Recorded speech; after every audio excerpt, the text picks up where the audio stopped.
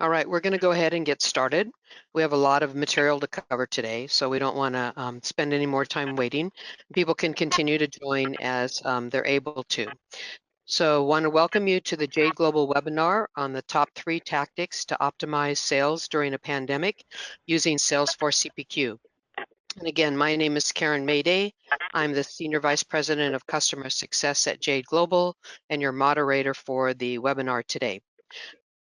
Just a little housekeeping, this webinar is being recorded. All participants are on mute. Please enter your questions in the questions section on the control bar, and then all questions will be taken at the end of the presentation. So today we're pleased to have 3 speakers joining us for this webinar. The first speaker that you will hear from is Greg Ferindo, and Greg started at Salesforce in 2002 as employee number 248. And he was actively supporting the growth of Salesforce from 2002 to 2012, where the company grew from $26 million to $2.3 billion. He again returned to Salesforce in 2016 through the Steelbrick acquisition, and he now manages the CPQ and billing cloud sales organization, focusing on digital transformation and quote-to-cash optimization. Our second speaker today is Chetan Krishna, and Chetan is the IT Director at Pure Storage. He manages the business application needs across the go-to-market business groups. And prior to Pure Storage, Chetan managed the NPI process and played a leading role in several M&A projects at Riverbed. The third speaker for today is Abhijit Benika, and Abhijit is an Associate Director in the CRM practice at Jade Global. He's led many customer engagements and business transformation on more than 30 projects. He's hands-on with Salesforce and manages the Jade Solution Assurance Group to help customers strategize their CRM solution. Abhijit has helped several SaaS companies enhance their customer experience by connecting the front, the middle, and the back office applications. Moving to the agenda for today. So today, Greg's going to be speaking about demand trends in the market as they're seen from Salesforce. Chetan will be sharing his experience implementing CPQ at Pure Storage. And Abhijit will share the sales team challenges during this pandemic and how to deal with those during those challenges. Sorry, how to deal with those challenges during this pandemic. But before I turn the floor over to Greg to start the conversation, I wanted to give you a brief introduction to Jade Global. Jade Global is a technology services company providing assessment, implementation, upgrade, integration, custom development, testing, and managed services to companies throughout the world. Some of our commonly known logos are companies like Uber, Facebook, Riverbed, Pure Storage, Marketo, Pandora, ServiceNow, TIBCO, and Veritas. We have a worldwide presence with offices in the US, Canada, Europe, and India, and our headquarters is in San Jose, California. We have 4 delivery centers across the United States and India. And as you can see on the right-hand side of the slide, we service a breadth of industries. We have over 350 customers and over 2,600 technology projects that we've completed for them. And we're proud to say that we have 99% customer retention and referenceability. Now, as we move to the topic, I wanted to share a few thoughts that I have on the challenges that we see with customers facing as they adjust their sales approach to sell more effectively in these times. The COVID-19 pandemic has certainly changed the way that customers sell. There's less face-to-face, those dinners that you took people on, the lunches that you took people out to, they're not happening any longer, and more has to happen through video meetings, campaigns, webinars, and social channels. Creative pricing is even more important today as customers continue to try to do even more today than they did before with less dollars to spend. And reporting inside your company of what's happening on all those different channels is even more critical than it used to be, because all those different channels have to come together now to support your salespeople to make the sales through the opportunities that they have through meetings and video meetings. So some of the challenges that we're facing, those are the ones that we're going to be talking about through the webinar today. So I'm going to turn the floor over to Greg and give us some idea about the trends in the industry right now. Thank you very much, Karen. I appreciate the introduction and appreciate the opportunity to co-present with Jade today. So as an observer and a participant in the CPQ and billing business model, there have been a number of things that have emerged in this, really the last, it's hard to believe that it's only been 12, 13, 14 weeks since this happened, since we all moved to shelter in place. But increasingly, we're seeing CPQ being a driver for value in a very challenging business climate. So if you could jump to the next slide, please. We're going to talk a little bit about what we're seeing here at Salesforce. We virtually moved to sell from anywhere, and we used to say sell from anywhere. Now we sell from any room within our house. So digitization of the quoting process, the configure price quote process, is absolutely critical now. So I know there are a lot of companies on this call right now who might be on different stages of their journey, and I'm going to try to highlight some of the key things that we're seeing our customer base do in the way of quote to cash. Starting with, if you're not doing digital quoting today, if you're still relying on manual processes, if your sellers are still taking an Excel spreadsheet and copying it into a Word document and then cutting and pasting everything into an opportunity, you're really missing the sales velocity that can come from digitizing your quoting process. And that usually starts with just getting foundational CPQ in place.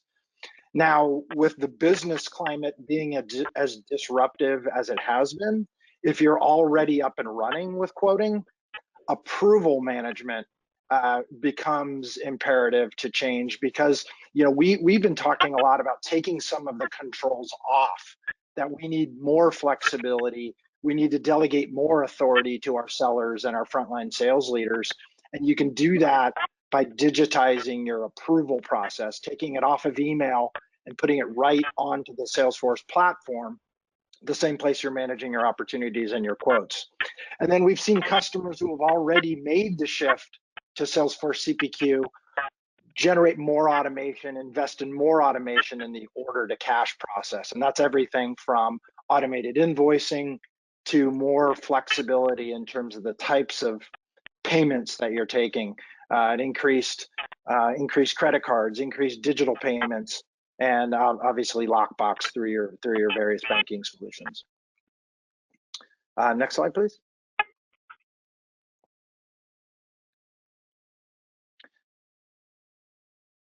So the other thing that we're gonna use the context of this pandemic to illustrate something, but this is not specific to a healthcare crisis like the one we're faced with right now. This is any external disruption of a market. So if you are in the logistics business, and with the disruption of the global supply chain, you have new customers available to you. Your customer is shifting right under your feet, right in front of your eyes. The best example of that I can think of, you guys all know it, it's become a household name, but Zoom video communications overnight became transformed from a B2B company to a B2C company. And they were no longer just selling to enterprises, but now they're selling to the education market. And so the things we're seeing is you need to adapt your pricing and your packaging to reach those new customers. That might take the form of market-specific pricing. It might include things like you've seen from Zoom and from Slack, but these new customer promotions. And those apply to the adjacent markets that maybe you didn't even contemplate until a crisis hits like COVID. And that really makes it important not only to digitize the quoting, digitize your catalog, but it's really about applying your pricing to very distinct segmentation of your customer base and your addressable market, because it all shifts virtually overnight, like we saw with COVID. Next slide, please, Abhijit. All right.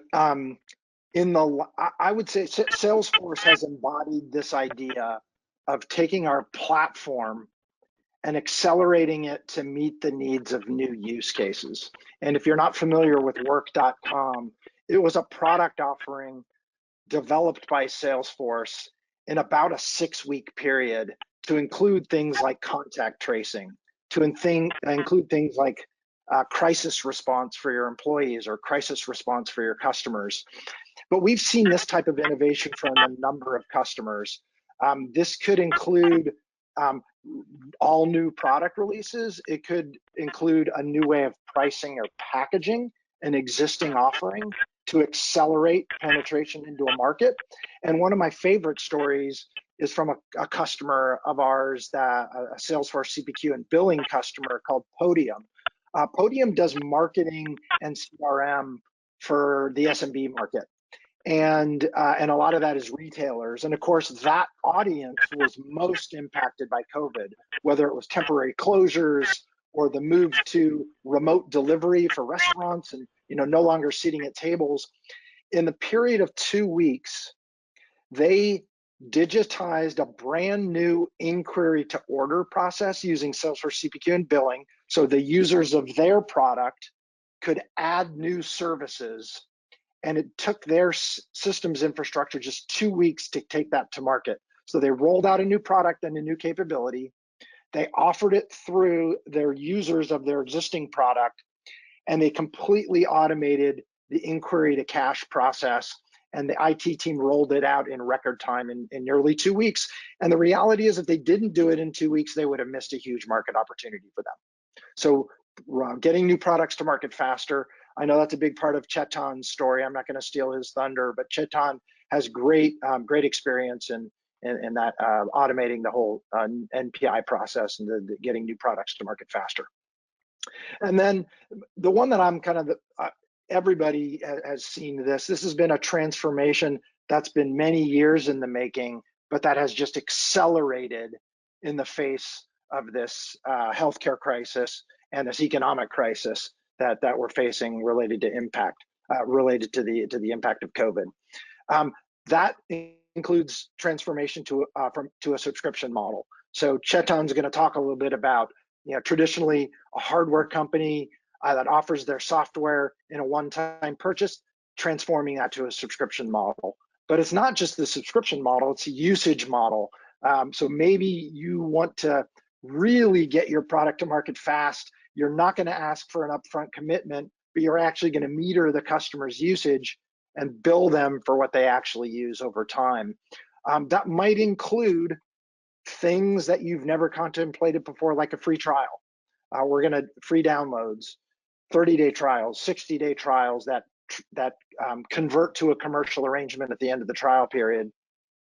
And that obviously is appealing for customers right now, because you're demonstrating your willingness to do a shared risk model, right? That the customer can actually envision how they're going to use the product, how it's going to impact their business before they make the larger commitment. And there are other things like ramps and true ups and milestone payments, all those types of things that demonstrate flexibility to your customers. So it's not just your product that differentiates you, but the flexibility in the way you offer your products that makes you competitive in your particular marketplace. So Karen, I'm going to pass it back to you, because I know we want to hear from Chetan on some of these subjects as well. Thank you, Greg. And we're going to go ahead and put a poll up right now. You should be able to see it on your screen. Let me launch it. There we go. So the poll is about, what is the impact of COVID in your sales and CPQ solution? So please select any of the following. My application that I have today is well built and scaling with the new demands. I have minor updates required, but we're holding up. I need a major transformation to stand up against this, and I completely need new sales and CPQ solution required.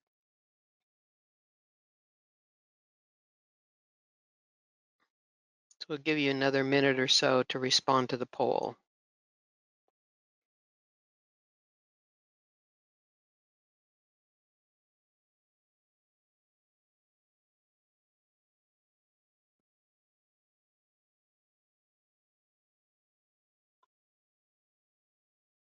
All right, we're going to close the poll and take a look at the results.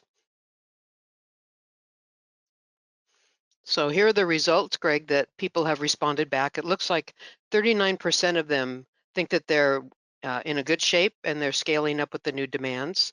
32% think they need minor updates, 11% major, and 18% completely. How does that compare to what you've been hearing from your customers from Salesforce? Yeah, I think that I think that's in line, generally speaking. I think this is obviously a very good time to figure out what needs to be optimized, and then if you feel like you've got an agile foundation in place, you can use this time to ready yourself for the next crisis. And who knows when that will be? But I really think that CPQ is never done, right? It's always a journey, but getting that foundation in place is critical to then being agile ongoing to get products to market more quickly. And so if you know that you've got minor updates, certainly Salesforce is here to help, and as I know Jade Global is. But I would say that's fairly in line with. I'm really excited for those 40% who feel like they're everything's set up nicely, and if you think there's opportunity for improvement, we're all ears. Yep. Thank you, Greg. Now I'm going to turn the floor over to Chetan, and he's going to give us some insight to the experience that he's actually had implementing CPQ. Yep. Thanks, Karen. Hopefully everybody can hear me okay. Thanks for the opportunity again to come here and speak. I do apologize for not having my video on. Maybe that's a good thing. I don't know, but hopefully you can all hear me good. So this is Chetan. So I am the IT director for GTM services at Pure Storage. As it shows here, Pure Storage is known to develop all flash data storage. The key thing I want to make sure is that that's the statement, yes, but we look at Pure as a product company, engineering hardware and software together to give the best value for customers, right? So that's the key thing. It's a hardware and a software services company. So what I'll go through here is just kind of quickly give you an overview of where we are with respect to CPQ. We have Salesforce CPQ implemented. Kind of give a high-level architecture, not specific to Pure. We'll try to make it generic to give out the different layers that are needed that we have thought through, and some of you might need to think through. And especially in times like this where things have to change rapidly, some of these decisions will help in ensuring that you can also adapt quickly. Talk a little bit about business models, some of the challenges we have internally as we drive these business models through our CPQ solution. And finally, some of the capabilities that will eventually tie these two things together, right? The architecture and the business model that you are having, if you overlay the capabilities on top, should give us a good idea about, okay, anything that's kind of coming your way, maybe you can react or adapt quickly, right? That's kind of how we're going to go about it. So this is the first slide. I want to just pause here in the sense that take a look at this more from not specifically from a Pure's implementation. The key thing here in this slide we are trying to highlight is areas that we are looking at and the integrations that are there from kind of any kind of a CPQ implementation that you would go with. There are many that provide probably more of a ERP vendor having a CPQ solution, more of a CRM vendor having a CPQ solution, and ours is in that area wherein we have Salesforce CPQ implemented. There are some which are independent CPQ modules which connect to your ERP and CRM as well. So that might depend on your specific needs, but Salesforce CPQ for us has worked really well in terms of minimizing the number of integrations. That itself is a big win. If you have it something as independent, the cycles it takes between your opportunity and quote can be quite that'll be a riskier to always manage. So that's something that you can take away altogether. The other key area is the modules inside CPQ that I have highlighted here. From our point of view, those are key areas. This is by no means comprehensive, but these are key areas that we are looking at. So when we architect, go about a CPQ solution and look at everything that has to meet the business needs, these areas would be something that we consider, and we try to figure out how does that fit in our current ecosystem, and ensure that in that way for us, Salesforce CPQ was ideal. The other area that I want to highlight here is the approvals and the pricing. Kind of any CPQ product that you get, these are key things where you will either spend a lot of time if you don't have a good solution, or if it's not a good design, or if it is something that comes with a lot of capabilities like Salesforce CPQ does. These things you can ramp up easily depending on the changes in business model. And also in times like this, when you might have to go through a few different ways of selling or incentivizing, these things become very handy. The other area is partners as well. Pure does business through partners, so having a core CRM CPQ platform that can be layered with some kind of a partner portal, kind of a skin, or you can think of like an overlaying a website or whatever that you need with the same core underlying CRM and CPQ, is going to allow you to use your CPQ in both for internal terms and partners without having to do too much of heavy lifting, right? So that's kind of key things I want to highlight. I do want to make sure that the subscription billing that is shown here is something that we keep in mind as I talk through the next two slides, because that's a key piece that will impact, depending on your business, how you want to incorporate billing as a platform, right? So next slide, please.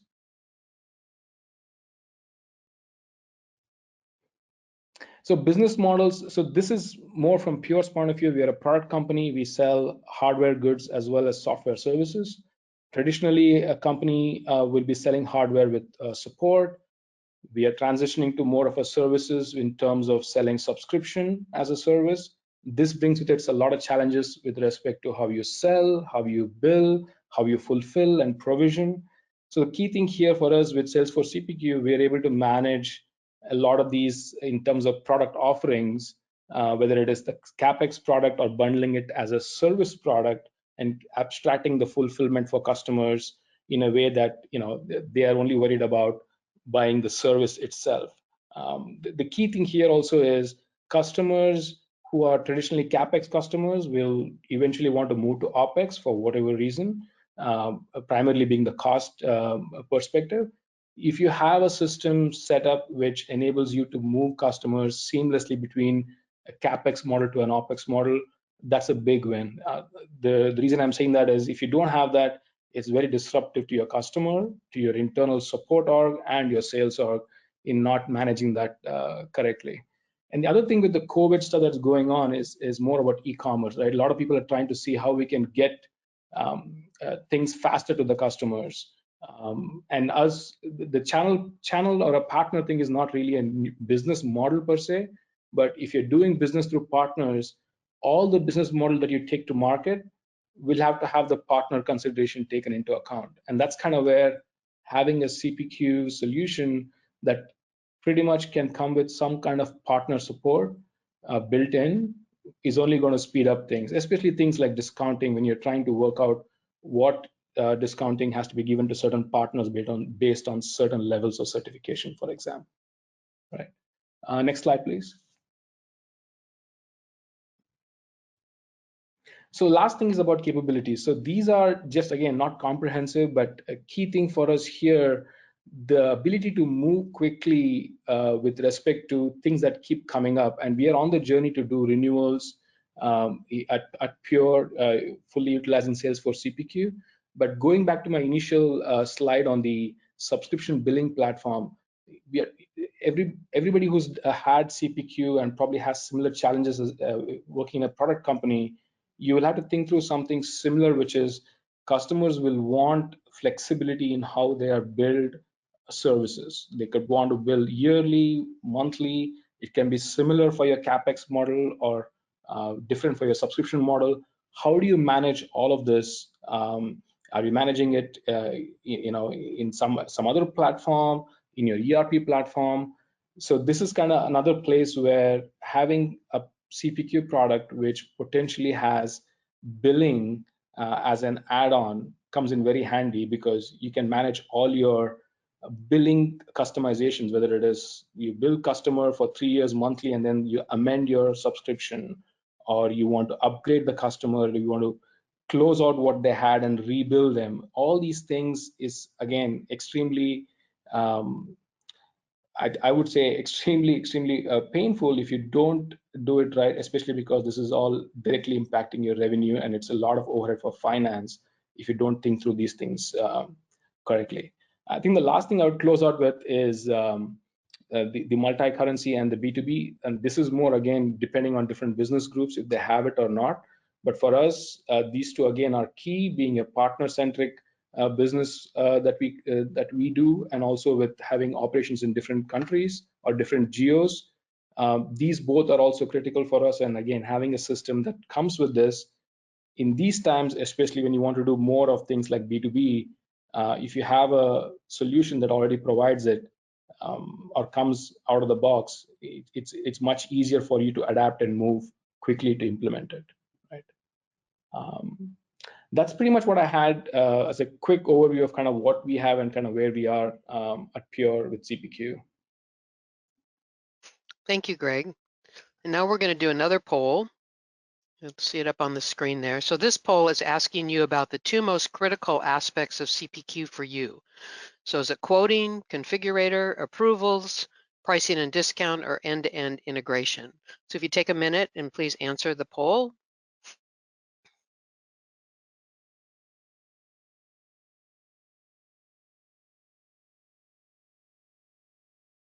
All right, about another 3 seconds and I'll close the poll.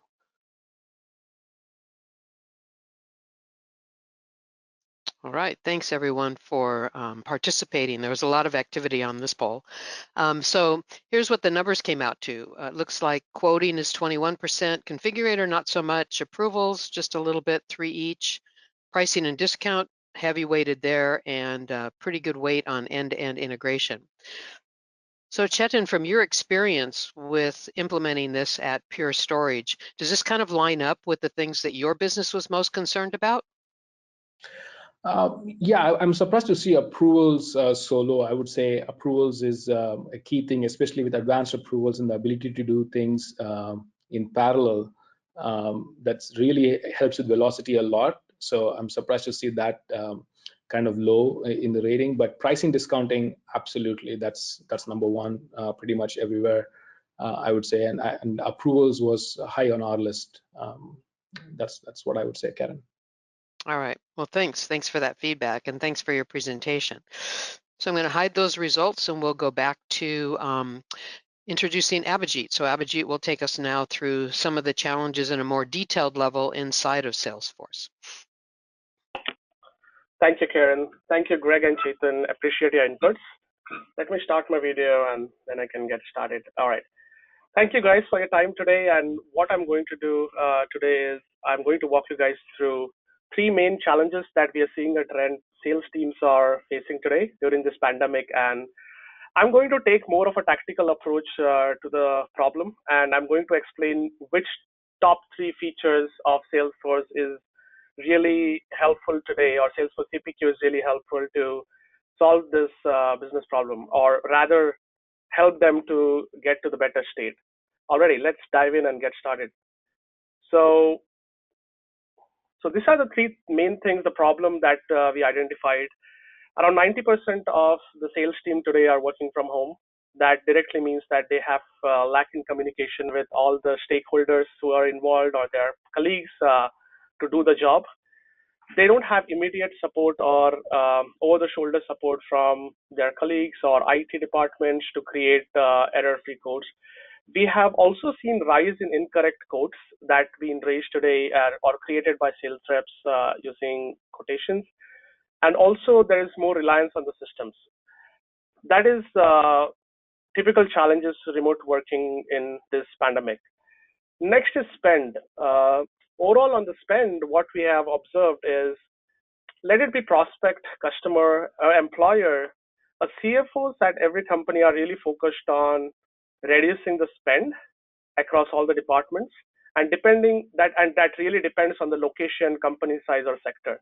this pandemic has really affected companies in a good way or a bad way. It's not like everything has gone the wrong way. It's always, there is also some companies really doing well during this pandemic. And this affect directly into how you quote. And there has been disruption, either in a good way or a bad way. So companies are optimizing their operational cost. As Chetan already covered that point, we are seeing an optimization over operational cost, and CFOs are really looking closely at the operational cost. And they're significantly decreasing capital cost, which normally takes time, and they are really thinking, again, investing in the capital cost. Subscription economy is a way to go, and Chetan already covered the way how they do it at Pure today, and we have seen the similar trend in the market with other customers too. The very important point is reduced buyer's confidence. What is happening today is that sales guys face a problem when they are doing negotiations or creating a quote. There has been a delay from customer side because there are some stakeholder approvals required, and they need the deal cannot be closed in meetings, in immediate meetings. They need to go through cycles, and the overall sales cycle time has increased overall due to this pandemic, and that significantly has also affected the spend of a company in the sales. According to Gartner poll conducted in month of July, it shows that sales leaders are saying that 63% of the organizations have already cut their sales operation budgets, and another 38% plan to cut their budgets in next 3 months. So we are already in that time span where we can see that happening. They're really optimizing the operational cost and trying to think and save the wallet for further projects or post-pandemic planning. So that is about the spend. And then going towards digital, this is very important. And as there are different tools that are used during this pandemic, let it be web conferencing tool, there has been a heavy usage of e-commerce platform. Customer has really got smart enough and try to do self-service to use e-commerce platform to create quotations and do that. So digital brings some challenges too, and that is forecast uncertainty. Earlier in the regular times, people were really forecasting annual basis or maybe quarterly or yearly. Now they are really interested, sales leaderships or sales operations are really interested in knowing forecasting based on month, or knowing some statistics, the sales analytics based on month. So that there is a heavy reliance on virtual meetings as well.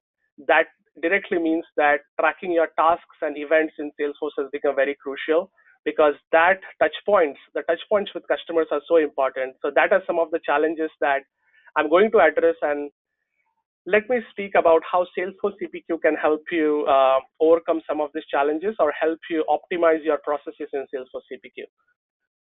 So these are 3 things that I'm going to cover, and the tactical approach to run promotions, because many people are being aggressive and trying to sell the products, or product marketing team is trying to find innovative ways to sell the product using promotions. And what are the ways to do that in Salesforce CPQ? And those are not the only ways, but some of the top ways that I have come across. And then sales analytics. Analytics has been a key during this pandemic to know the run rate, or what is that they could expect, or what is the churn rate, and I'll talk about that. And how to increase the velocity, and this is what Chetan also touched upon, approvals. Looking at that poll, people are really they're optimizing the approval process to get the quotation in front of customer as soon as possible. So that is the velocity, because the time is all that everyone really looks at this time. So let me go towards the first part, that is promotions. There are 2 ways that I've seen people are implementing promotions using Salesforce CPQ. One is new product introduction, where there is a new product SKU. If there was the common SKU that is sold at a certain price, there is a promotional SKU which could be replaced on, and how we can do that in Salesforce CPQ. Salesforce has given a mechanism, and I don't want to get into the customization part or any technical part, but I want to explain. Salesforce has given an ease of onboarding a new product very soon, and that's what there is a feature to standardize the product structure, and that makes it very easy to introduce a new product into the system and make it ready for quotation. The next part is during the configuration, there are some tips that I want to give, that when you introduce a new product, it's very important that there is a less sales training, or there is not much sales training time. We have to have a notification for sales rep to go and show a message that there is a SKU that is available for promotion rather than selling the general SKU that or normal SKU that they sold before. So I'll show the demo for that as well. And also during the renewal, there should be a way post-pandemic, you should be able to renew the SKU, replacing the promotional SKU with the original SKU that you normally sold at the regular price. So even that capabilities are available in Salesforce CPQ. Now, the second part of it is discounting, and that's really interesting. There are different ways how people are implementing discounts, and I'm going to touch base and show the demo for certain of them. Based on quantity, like encouraging buyers to buy more licenses in an example, then you can sell more quantity and get better discounts. So I'll show the demo for that. Based on term, encouraging customers to buy for longer duration, which gives the competitive pricing. And third and fourth talks about slab and tier-based discounts, where you can actually have different tiers having different discount metrics. The important part to see here is custom discounts, and this has been I've seen during this pandemic is people are implementing custom discounts to showing some parameters based discount, like account planning. You have a specific account where you have to target it differently and plan it differently. In that case, there are different custom parameters using which you can set a default discount on. And also Chetan covered on the partner. That's another important aspect, right? Some companies are very partner focused, and they have to give partners better discounting or pricing. And that is also something I'll show how discounts could be applied for different distributors and partners. There's a lot to show. I'll cover as much I could, and then I'll go into the demonstration. The second is metrics. The first point was about how to run promotions. Second one is what are the key metrics that we are seeing the trend in. And I'm going to talk more about the SaaS-based or subscription-based companies today. And it doesn't mean it's only that. As people are going towards more OpEx model, that means they are looking for selling for license or usage-based selling more. So talking about that, there are some metrics that we should be aware of. The first one, this has some non-GAAP metrics, and this differ company to company, and this allows you to have a granular look at your pipeline and revenue, both. So TCV and ACV is contract level terminology. This is the revenue brought in by customers, and this is total contract value talks about the overall term if there is a 36 months term. And annual means that for that deal, specific 36 months deal, what is the annual contract values that I need to get? And then there is ARR, and there is a lot of confusion in the industry today. What's ARR versus ACV? ARR basically, how it is different than ACV is we have only recurring products in ARR. We do not have any one-time charges or any hardware charges involved into this process. Now, these are some non-GAAP metrics which were generally used before pandemic as well. What a trend we are seeing is more people are looking for MRR, that is monthly recurring revenue. There has been asked by customers that we need to see monthly how are we really doing, or we would rather see daily how are we doing, and what is our monthly recurring rate for our recurring products, and how can we forecast it better based on these values on every month. And one time is recurring revenues, how much upsell can we do for our standalone SKUs. This metric helps for that. While churn is another important metric that people did not focus much before, and churn is something people downsell or cancel their subscription that shows them what is that downsell that is happening and at every level. So I'm going to talk about that in my next slide. These are different levels that this metrics enable reporting at, and every group in the organization can avail that reporting. Like for example, customer-based or customer level reporting. Client partners or account planning teams really need to look at these metrics and project how they can plan the account or how they can approach this account during this pandemic, and what are the different things that they can do differently for this customer. So this metrics are going to help them. While contract level, it's more to do with legal and finance. If legal and finance needs to see how many active contracts, what are the contracts that are coming due, and what are the metrics, what is the run rate that we are running with this specific contract. So that level insights, it enables every company to do. And then opportunity is pretty straightforward. Sales reps and sales managers really focus on this, or regional sales managers want to see how their region is performing, and getting this different metrics rolled up on contract and on opportunity as well. And last one is opportunity products, where product marketing team is finding this innovative ways, and this has been challenged throughout, that they are not able to release the product as soon as they should be able to. And this pandemic has really given them a bigger challenge to release this product with a better approach and engineering. So these metrics are going to help them to plan the product releases and discounting or different strategies to implement products at a specific company. So that talks about reporting. Now, last point is about approvals, and this has been very important, velocity. What we have seen that, and I'm going to keep it very simple. This is what I tried to show. A quote is submitted for approval. There are two different paths that it can go, and parallel approval. That is number one point I want to talk about. Parallel approval is a way to go. If we keep it more linear or keep it more linear, it's going to take more time for approval to complete. While if you keep it parallel, it's going to segregate the time spent across and going to give you better results and better presentable quotes quicker.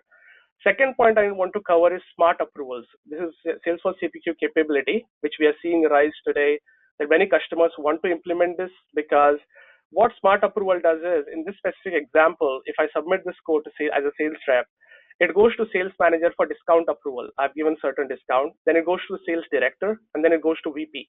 So if you see that average time spent is 3 hours, 2 hours, and we have calculated this metrics using customization on top of Salesforce CPQ approval processes. So that gives you insight that if I use smart approvals and VP says that, you know what, after certain quantity, you know what, I want you to add more quantity or sell more quantity to the customer. So he rejects that specific approval. And then it goes back to the sales rep. He makes the changes to the quantity. He submits it back, and then it's directly going to go to sales VP. So he's going to skip sales manager and sales director and directly go to VP. This is going to save a significant amount of time in your approval processes. And then that is finally everyone approves it, gets the quote approved, and the quote is ready to be presented. So this is another thing I wanted to talk about, and then some challenges or some problems in approvals and solutions that we are seeing that people are implementing during this pandemic. Long approval chains, waiting on different people to approve it. Linear, as I said, try to keep it hybrid as much possible, parallel, and then also having linear wherever possible. And long time for approvals due to dependency on external factors makes a major impact. And one thing I want to cover is some metrics that I spoke about before. How much time does each approver take? That can also be fed into Einstein AI, which could help you to do this approval or optimize this approval better, or write a RPA or a robotics process or automation process to really optimize the flow. So that is one of the problems that we are seeing. So next is having a process or delegation. So that is another problem. If someone is going on a leave, they are not able to do the delegation very easily in case of their absence. So that analytics or Einstein is going to help them to notify such kind of deals to make a progress. And then solutions. These are key solutions that we are seeing. Metrics, as I spoke, we can calculate metrics. What are the time spent over last 3 months by the approvers? And I'll show you a report in a demo, which helps him to see an insight and feed that data to Einstein. Next is email template. This is very important. We need to convey why exactly that approval is going to that specific step. And this is one of the best practices, that try to keep everything on the approval email addresses or email that goes out for approval, so that they can take a decision on the email itself rather than going in the systems and trying to find the information they want. Next is delegation. And this is something we built for a customer where we wanted to make sure the delegation process is very easy, where on the homepage they're able to see who is the person who will they delegate it before they go on a leave, so that there is no blockage in the approval cycle. Next is smart approvals, and as I spoke already about this, we don't want to wait on certain stages if they're not really required, and if they have already approved it, when they resubmit it for approval, we skip that steps and go to the step that is really requiring an approval, who rejected it before. So these are some of the solutions that we implemented. Now going to the demonstration, I actually have a lot of demos. I'll try to cover as much I could in last 10 minutes. And let me share my other screen.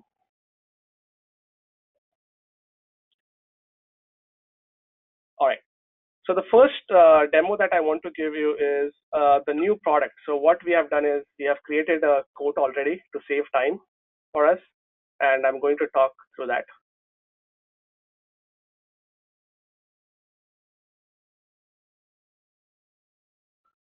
So I have this quote created, and what I'm going to do is I'm going to add a package called Manager Ultra. So I go here, I click on Edit Lines, and I'm going to reconfigure this quote.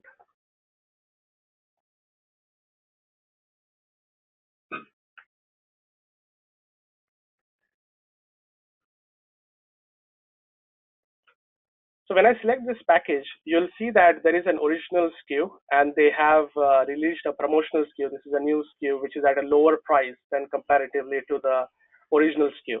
And because they are used to do this and they click on the original SKU, this is one of the productivity feature that I was talking about, that when I click on save, it is going to tell me that there is a production product available at a lower price than Office Pro. Please review before the available product. So I click continue. It will take me to the product. It will show that it has already notified me. So I'll reconfigure this. As soon as I do this, I'll select this. You'll see that the original SKU disappears and we only have the promotional SKU added. And when I click on save, I'm able to add the promotional SKU instead of original SKU. And this can help them to give the better pricing or adding the promotional SKU. And this product, and I'm not going to go into backend, but this product has been added using a table that I said, which is an easier way to onboard. This product took me around 2 days to get spun up in Salesforce CPQ. And it's a very easy way to manage your products in Salesforce, which enables you to add products, promotional products quicker. So that is number one that I wanted to show you. Now let me go back and talk about the next one is discount-based. So this talks about discount tiers, and what it means is that, as I said earlier, discounts could be given on different tiers. Like if the quantity is between certain thresholds, I'm able to give certain discounts automatically on the pricing. So let me show you that example quickly.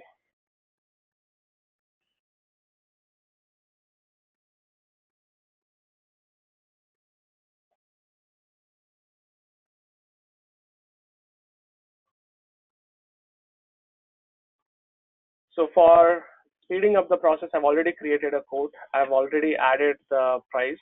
Now, if you see, the quantity here is 1, and the discount that I have given is 10%. So there is already 10% discount, that is $60 applied on this price. And if I change this to the next tier that I want, or next quantity thresholds, if I say 15, then it's gonna, and when I click on calculate, it is going to reduce the discount and give me another 20%.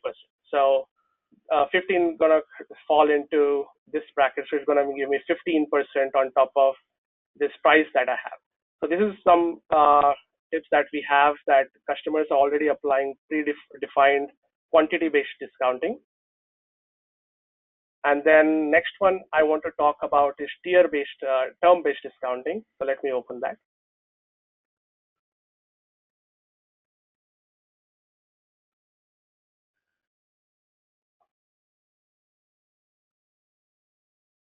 So again, I've created a quote, and I wanted to show how we can change the term and change the pricing. Now, if you look at my table here, if I'm selling the subscription for 6 months, I give 5%. If I'm selling based on different term like 7 to 12 months, it's going to give 10%, and so on. My default term on this quote was 12. If you see the subscription term, it's saying 12, and there's already a 30% discount given on top of this, because between 7 to 12, I'm already going to apply 10%.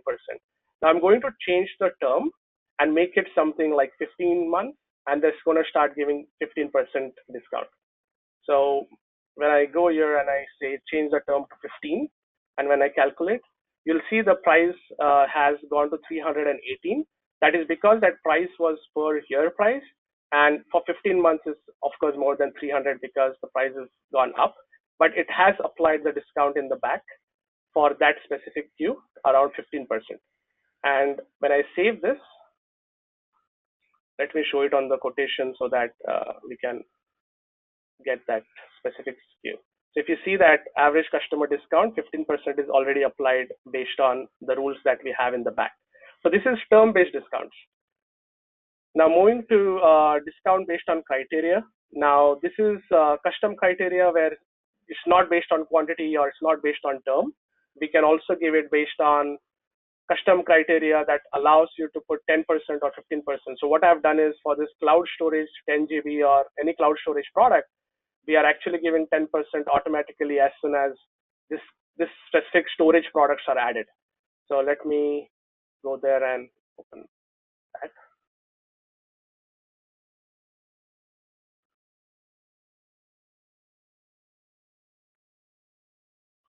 All right, so again, I've created a code. I'm going to edit the line. And I've not added a product, so I'll add the cloud storage product.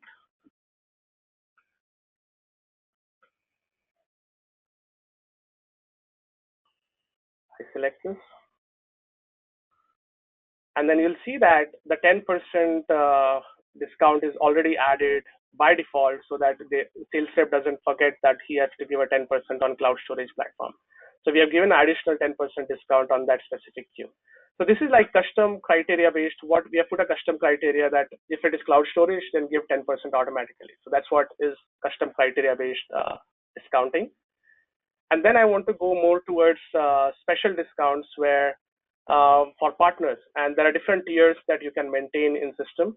And what we have done is we have created different partners and they have different tiers, and this is platinum tier. So I'll open this quote and then I'll show you how that partner looks like in the system, and then what tier is he on, and then what discount gets applied. So that is based on the tier of the partner.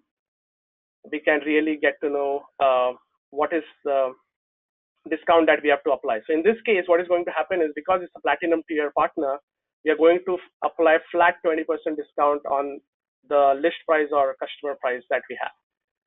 So if you see, this is a partner account and the partner tier has been set to platinum, and this is configuration based, attribute based pricing, which allows you to give special discounts. So on this account and this quote that I have created, I'm going to click on edit lines.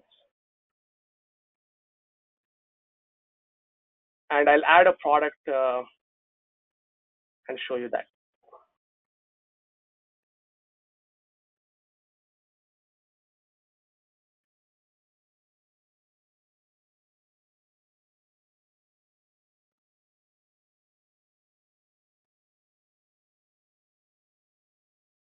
All right. So moving on to the next one is the platinum tier. So I'll add one product.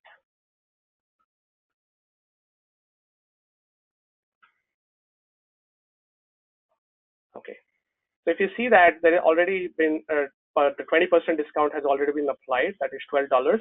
That tells me that this normally, if I would have sold this SKU, it would have been no discount, but because it's sold to a partner and through a partner, we are able to apply this discount.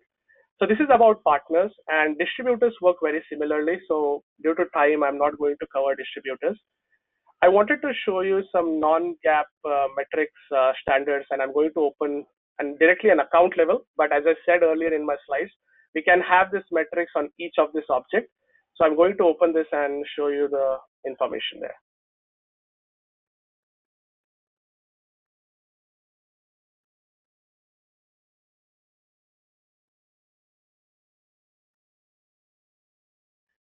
Okay, all right, some technical issues, but let me go to system and open that account.